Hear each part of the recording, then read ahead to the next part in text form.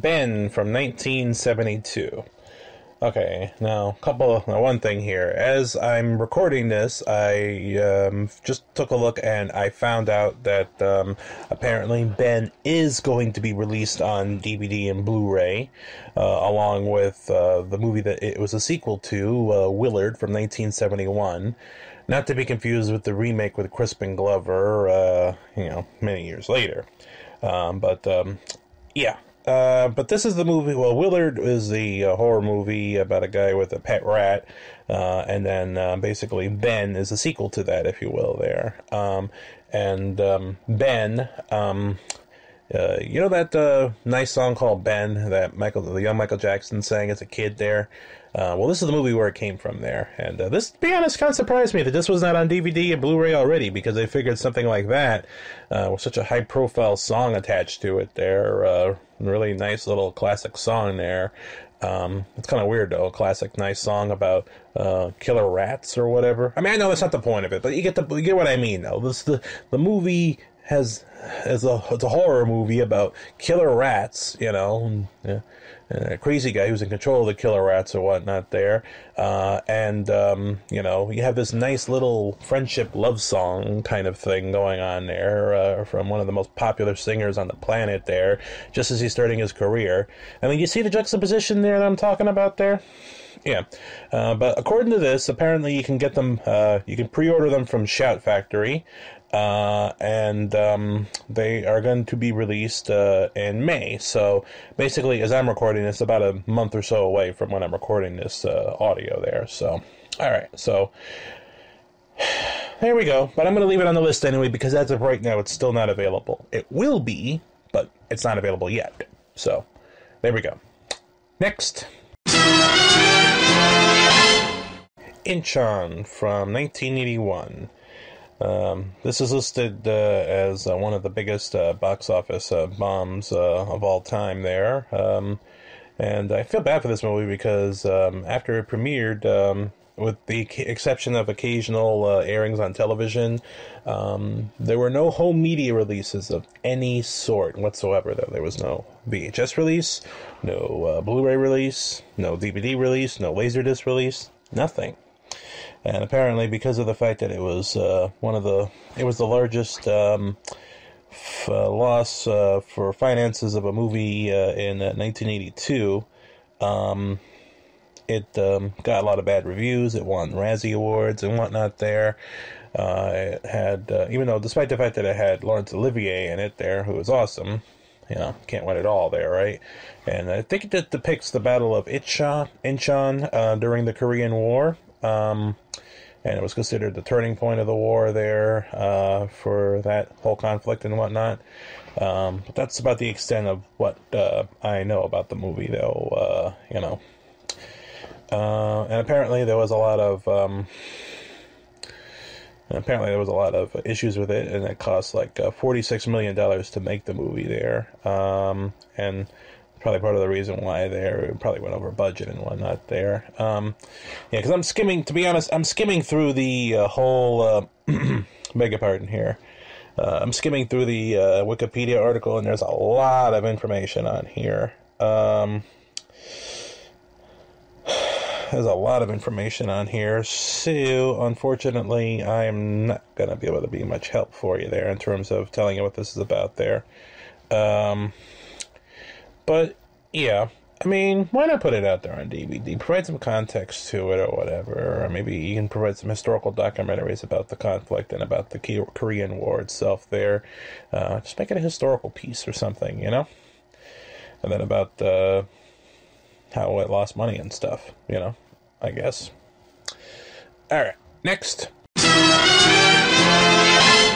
Freddy's Nightmares from 1988 to 1990, which the full title is Freddy's Nightmares, A Nightmare on Elm Street, the series is the full name of it there. This is an anthology series here, and let's see here. Hold on a second here. I see here, but basically this is an anthology series, and I mean, Similar to Tales from the Crypt, except he actually had he popped up in some of the segments and stories there. So basically, he would serve as the bumper. In between, beginning and ending episodes, providing commentary and stuff like that there. And there were times where supposedly he had like a subtle influence on a plot or whatever there. I don't know if it was in, Freddy Krueger mode or in Freddy Krueger, the guy who can get in your dreams mode there. I don't know. But either way, this went on for a couple of years.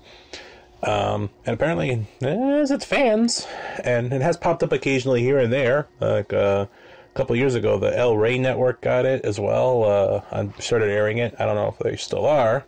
But yeah, Robert Englund was the only thing that popped up on the show that was regularly in the movies and whatnot there. Let's see here. And in 2011, there was a Blu Ray set of all the Nightmare on Elm Street movies at the time, and there was 2 episodes of the show that were released as part of that set there, and there were other episodes of the show shown here and there, whatnot, all over the world, and so then there you go. Yep, but other than that, other than those couple episodes there, that's about it. So why not release the rest of the show onto DVD? Apparently this is something that's been talked about here and there, but apparently the studios see lack of interest as the main reason why they haven't been doing it. So maybe if they get some more interest in there, or there you go. You figure it would have been perfect around the time that the remake came out. Even though it wasn't the best remake ever, they could have tied it in there and, got the publicity and released the show, made some money.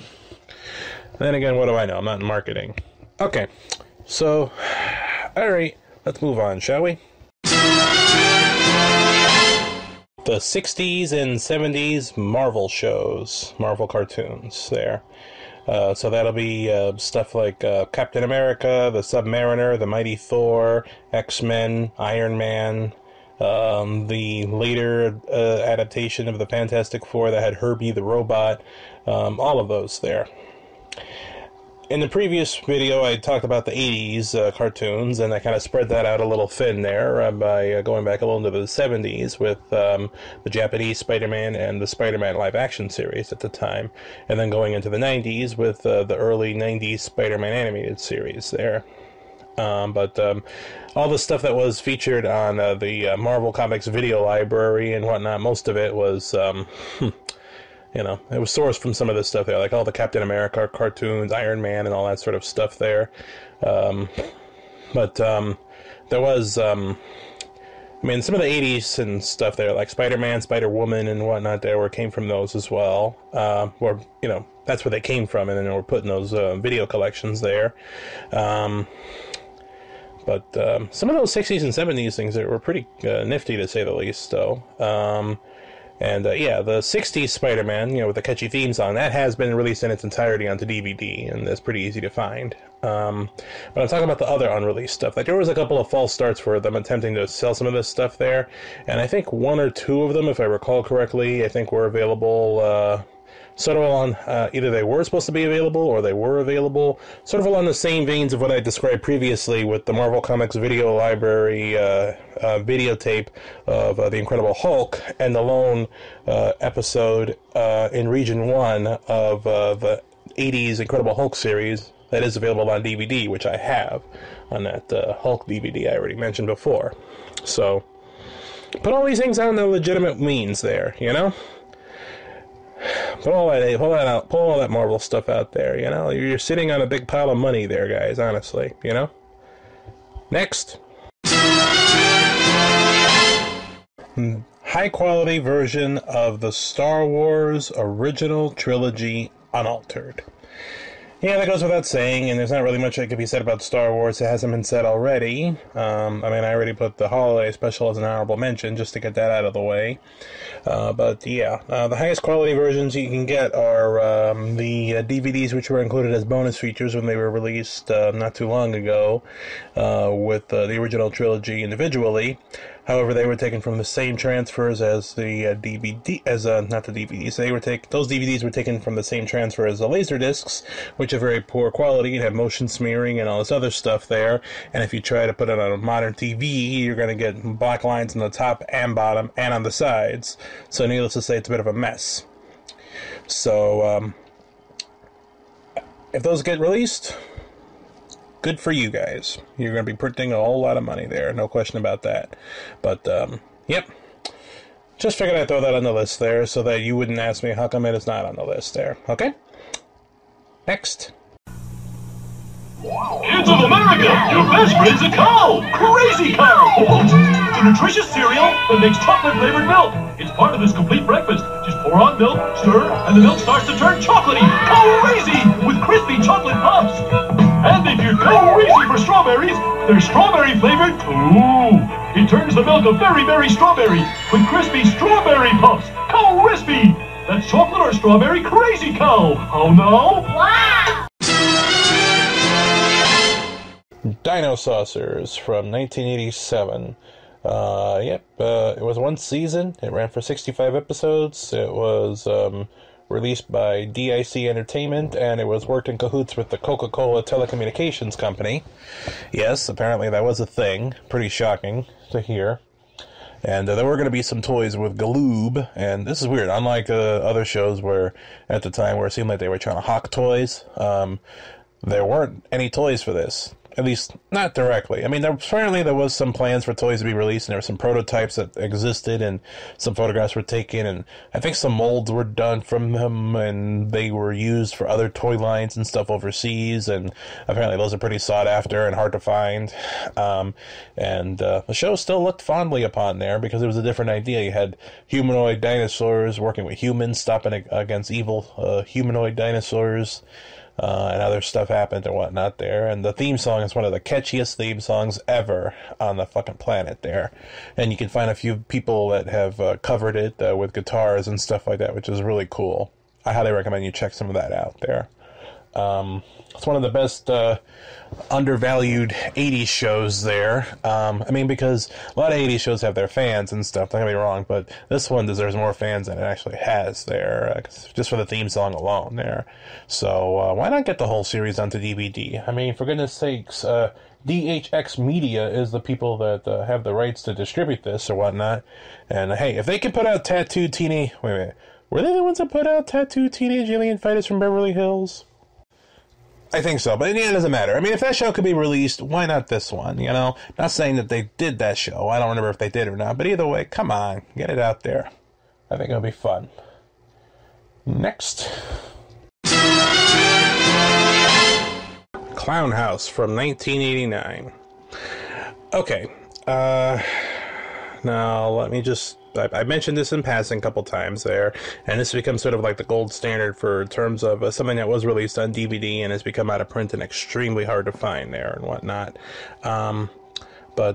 Yeah.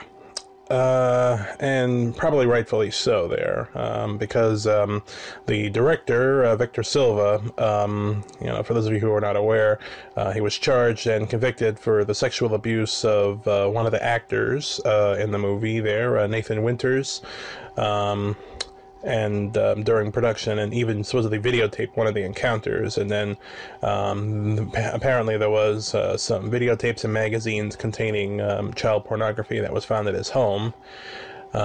He served 15 months of a 3-year prison term and was released on parole. Let me see here. He went on to direct Powder, Jeepers Creepers, and its sequel, Jeepers Creepers 2, later on, or whatnot. Of course, that doesn't excuse what he did as well. And also, this was... let me see. I think this was the film debut of Sam Rockwell, if I remember correctly. He's in the movie, but I don't recall if it was his debut or whatnot there, of course. But this is a cult movie there, all things considered. Let's see. Actually, he did other movies as well. Like he did The Nature of the Beast, some direct-to-video horror movie or whatnot there. And then, Powder came on after that, Rites of Passage. Then he wrote and directed Jeepers Creepers. And then Jeepers Creepers 2. I don't know if he has any... There's supposed to be a part 3 of that, but I don't know if he has anything to do with that, to be honest with you. And that's... the extent of his filmography that I'm familiar with there, of course. I have seen Powder, and I have seen the 2 Jeepers Creepers movies that have been released thus far. But of course, what he did was a completely despicable and disgusting act, of course, there. Probably that might explain why there, because, the movie was released onto DVD briefly, but apparently it must have been pulled due to some of the allegations there, on account of the fact that he was getting notoriety, I guess, for Jeepers Creepers at the time there. So they were like, nah. MGM, I guess they don't want the controversy or whatnot, although there have been some foreign reissues of it onto DVD, but those will not work on United States players, and whether or not they're easy to find or whatnot is debatable. I don't know, but yeah. But yeah, for what it's worth, if you can separate what the director did, and the icky implications of that there, the completely disgusting implications and horrific acts that this, sick bastard committed there. The movie itself is, creepy without thinking about any of that nonsense there. So, So maybe sort of along the lines of Song of the South, maybe this one shouldn't be released or whatnot there, I don't know. But I am noting it on this list here because it is a pretty notable, film in that regards there. So, so I'm leaving it at that, okay? Next. Salute Your Shorts. Good Lord, how could I have forgotten about this? Yep, from 1991 to 1992, on Nickelodeon, 2 seasons, with a total of only 26 episodes there. You'd think that this would have been released on DVD by now, but no, it hasn't been released onto DVD there. Although there were times that it was made available on iTunes, Amazon, and whatnot there. The cast reunites quite often, and they're pretty, they seem to be all pretty chill with each other and whatnot there. You got incredible characters, like Donkey Lips, Sponge, and whatnot there, and it's just a good, fun show there, and it's based on a book from 1986 by the same name, Salute Your Shorts, Life at Summer Camp there, and it's just about these kids at summer camp there hanging out and whatnot, so... that was part of a trend of, newer Nickelodeon shows that were coming up there. What the heck was that? I forgot what that was, a soap opera on Nickelodeon or whatnot there. Then you have Welcome Freshmen as well, that sort of thing. But Salute Your Shorts is always really high up there in terms of shows. If Salute Your Shorts were available on DVD, I guarantee you it would be... it would sell out immediately, though. But I believe memory research there, some episodes were made available on... in the past on iTunes and stuff like that there, which is fine, but I'm referring to physical media here. Let's see here. And I believe it has also appeared on the Splat as well. Actually, it appeared quite often there, to be perfectly honest, so, hey, that's cool. So, people still love these characters and want to see the show, so, why the heck not? Put this out on DVD, buddies. Come on, let's get rock and roll, shall we? Next. Eureka's Castle. Okay, now we can get this properly on the list here, instead of just a quick little segment like, bye, here you go. No, but this was a puppet show that was on Nickelodeon, and had little fun adventures with this sorceress whose name was Eureka, and they had other characters. They had a bat that wore glasses. You had these 2 creatures that looked like they had Skittles on them. You had a big giant dragon with a tail with a mind of its own. You had a big giant dude, and you had a mouse who was a king or something, and just a lot of fun there. And Little known, well, I don't know if it's a little known fact, but I just found out about this and I thought it was interesting. This show was created by none other than R.L. Stine, who, of course, we know as the fella mastermind behind Goosebumps. But I didn't know he also had to do with this show, too, which is pretty cool. And apparently there was an interview with him online, and he's pretty proud of the show, and he shared some anecdotes and stuff like that there. But I would say, yeah, get this show out there on DVD, and I think it'll be a lot of fun, you know. Well, a lot of these shows will be a lot of fun, you know, but I digress. All right, and now it's cop-out time, because I think you know what number one is here. Let's move on to it, shall we? Muppet Babies. Yep. I know it probably won't happen on account of all the stock footage there. But yeah, I mean, I've already talked about this show before briefly when I was talking about Muppet Family Christmas, and I kind of called it a tie there. But for a show like this, that's not really fair, because the show was on for 8 seasons. It had 107 episodes there. It was on CBS and syndicated, and ended up in ended up on I think it was on Disney Channel for a little while. It even ended up on Nickelodeon and stuff like that. And it won some Emmy awards and whatnot there. Yeah, I mean, it's a lot of fun, all things considered there, you know?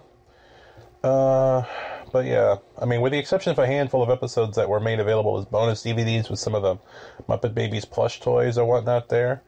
Yeah. So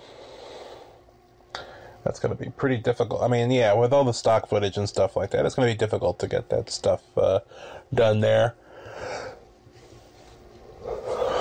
I would say the best they could do is whatever footage that they can omit where it doesn't affect the plot or whatever, and replace it with other footage or something there. Go from there. Give it a shot. But I digress. Alright, anywho, thank you all for your time there, and I'll catch you next time there, and you be good to each other. Remember to drink your school, stay in drugs, and don't do milk. Laters!